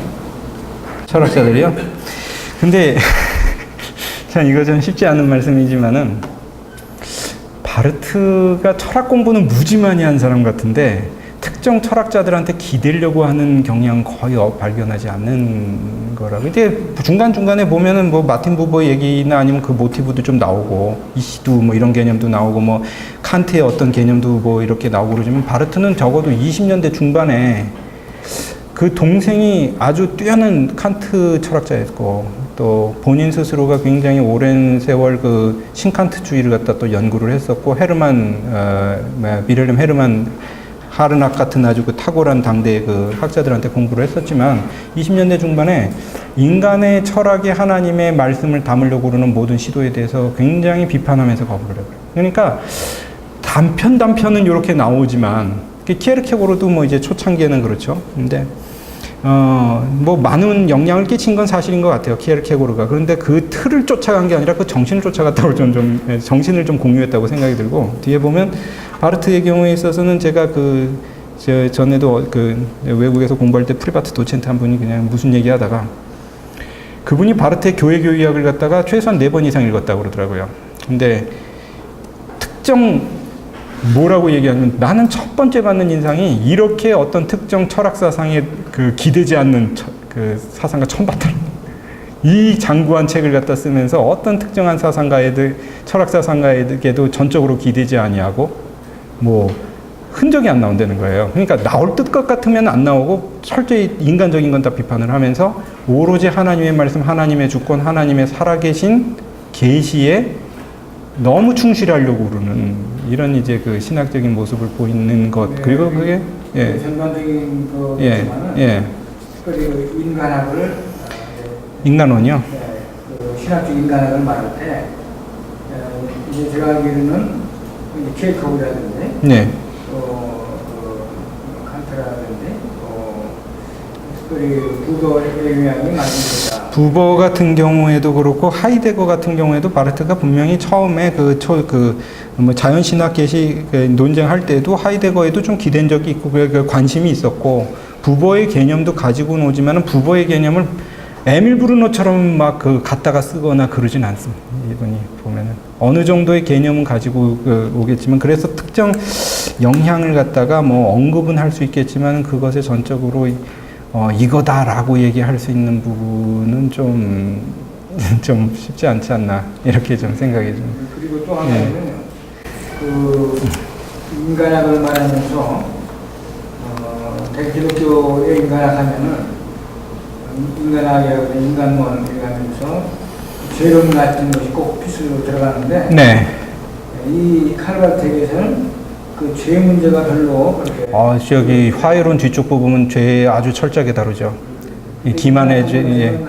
인간론에서는 이제 사실은 인간론을 갖다 다루는 것보다 이제 뒤에 부분에 이제 쭉 나가지만 죄의 아주 궁극적인 문제로서의 어떤 무성이라고 그러니까 니시티게라고 그러니까 이 마귀론을 갖다 아주 철저하게 다루고 사실은 이 부분에서는 인간의 어떤 세세한 죄보다는 이제 어떤 하나님의 어떤 창조와 계약의 성취라고 하는 부분이 훨씬 더 중요하게 부각이 됐던 뒤에 화해론 뒤에 부분에 있어서는 아주 분명하게 기만의 죄, 교만의 죄, 퇴만의 죄라고 해가지고 인간이 가질 수 있는 죄에 대해서 아주 정밀하게 다루는데 사실은 거기에서 처음 다룬 것이 아니라 이미 괴팅옌 교의학에서도 강의를 했었던 부분이고 죄의 부분에 대해서는 여기뿐만이 아니라 제가 파라그래프 50의 다스 니시티게를 다루는 부분에 있어서도 종종 죄론에 대해서 작은 글씨든 큰 글씨든 언급하는 것들을 이제 좀 보게 됐어요. 그러니까 죄에 대해서 둔감한 게 아니라 너무도 죄에 대해서 사실은 정확하게 알면서 예수 그리스도의 계약의 성취와 화해라고 하는 부분을 전면에 부각시키는 것이 이 부분에 있어서 중요한 이제 과제가 아니었느냐 이렇게 좀 생각이 드는 거죠.